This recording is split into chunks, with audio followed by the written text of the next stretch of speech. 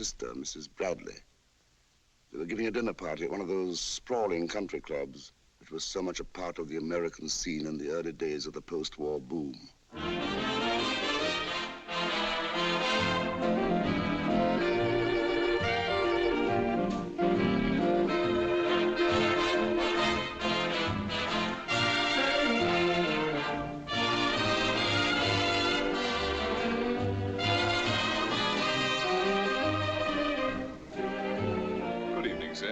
Good evening, Mr. Templeton's table. Yes, sir. Are they here? They're having refreshments, sir.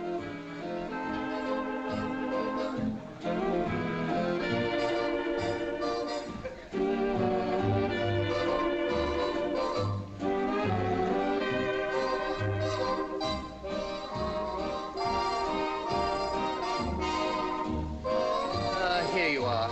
With a dry martini, sir. Prohibition of all the bloody nonsense. Elliot. Yes, dear? Who is this man that you asked to dinner tonight? I had to get Sophie at the last minute or we would have been 13. He's an English author. He's quite all right. In fact, he's really quite famous. So pretend that you've heard of him, even if you haven't. That's too much. Get the other glasses. Elliot, you must be slipping if you frequent authors. Not at all, my dear. Authors go everywhere nowadays. Why, in London, I even met actors and actresses in society. Ah, here he is now. My dear fella, how very nice to see you. Hello, Elliot. Let me present you to my sister, Mrs. Bradley. Louisa. Louisa, dear. This is Mr. Somerset Maugham. How do you do, Mr. Maugham? It's an honor to have you with us. Thank you. It's very nice to be here. What on earth are you doing in this benighted city? I'm just passing through. But you, Elliot, I thought you never left Paris. Why should I? In point of fact, I came to see my sister, my niece, Isabel. I haven't been back since before the war. I hope you don't mind. A few young things are joining us for dinner, but we can leave early. Why should I mind? I like young things if they're good to look at. Incidentally, you'll meet the young man my niece has got herself engaged to. His name is Larry Darrell, and I might as well tell you at once that Elliot doesn't approve of him. I have nothing against him, but he hasn't any money, and my sister's not a rich woman by any means. She needs all she's got. I said only Elliot, this morning... is it necessary for you to tell Mr. Maugham all our private affairs? We can't all be millionaires, Elliot. He hasn't even got a job. He can get one, can't he? He doesn't want a job. Why not? Because he's bone idle. That would shock a man like you who's never earned a penny in his life. It may have escaped your notice, my dear fella, but I am not an ordinary man. Cocktail. Oh, yes. For the run of mankind, industry is essential, and I see no reason why this young man, whom my niece has got herself engaged to, should not conform to the customs of his country. Ah, here's my niece now.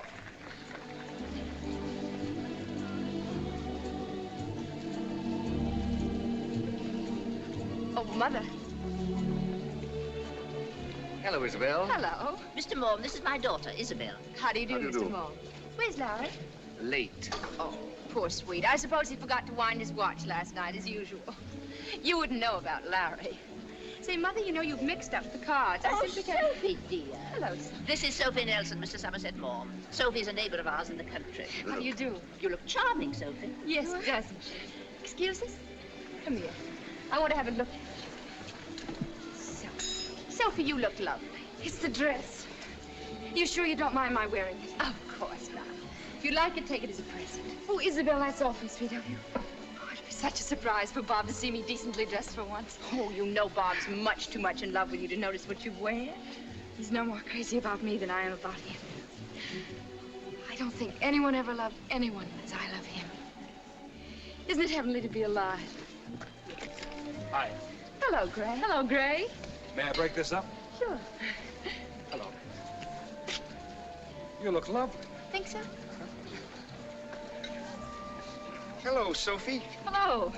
May I get you one, Miss Nelson, isn't it? Yes, Sophie Nelson. I'd love it. Only, no, I guess I better not. Why, what's wrong with cocktails? Oh, nothing. Only I promised Bob I wouldn't. Who's Bob? My boyfriend. He doesn't like me to drink. He thinks I'm too fond of him. Which is Bob? Oh, he isn't here. He's working. He's putting himself through law school. But he's going to drop in later and take me home. Will you have one of these? If my man Joseph could see me now, I give you my word, he'd faint dead away.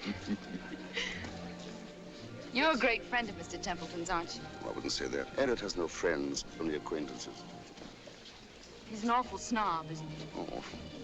But he's kind and generous. People laugh at him behind his back, but they eat his food and drink his wine. Oh, Mr. Mom. Mr. Mom, you're next to Mother. Sophie, you're next to Gray at the end of the table. That's us, Toots. Mr. Mom, Mr. Maturin. Isabel. Yes? Dinner, my dear fellow. Oh, yeah. And who's Mr. Maturin? Oh, Gray. He's our millionaire. His father's a big broker, and we're proud of him. He gives us class. But he's nice. I know several girls he's taught, but nothing short of murder to get him. They haven't a chance. Why not? He's so much in love with Isabel, he can't see straight. I see. And she's in love with Larry Darrow. I suppose that does complicate matters. It does if you're as high-principled as Gray is. And Larry isn't here.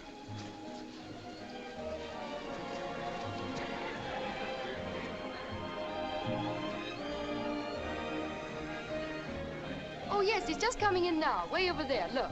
Come on, dinner.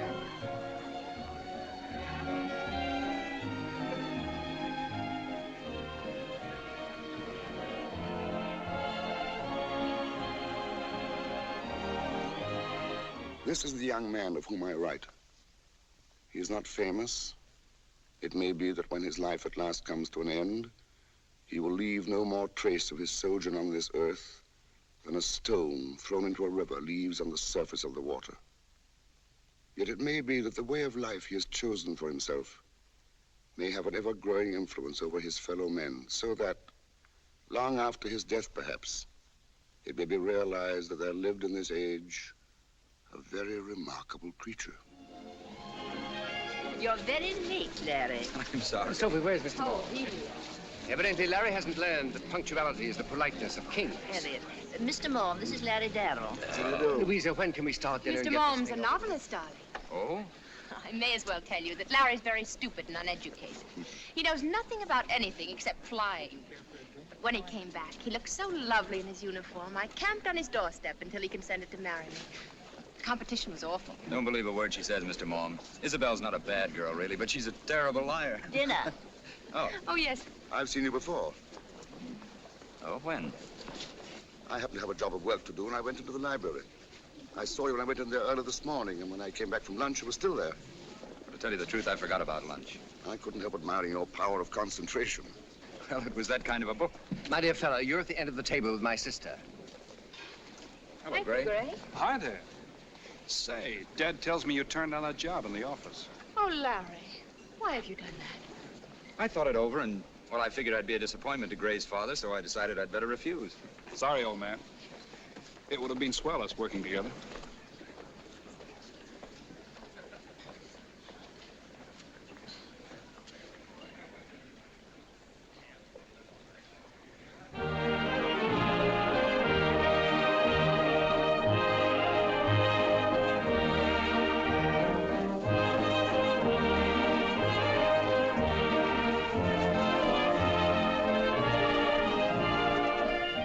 Hi, Brown Eyes. Looks as if Tall, Dark, and Legal is standing you up tonight. Oh, I'd like to catch him trying it. Your old friends? We grew up together. I used to play shortstop on his baseball team. We used to think we could lick any 10 kids our size. And could you? We tried. Oh, here comes my young man now. Oh, here you are. Hello.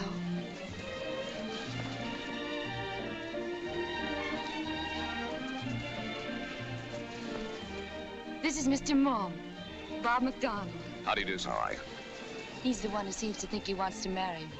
I can't see why, but there it is. I just happen to be crazy about the girl. I wouldn't like him to know, but just between you and me, I rather like him myself. Let's dance.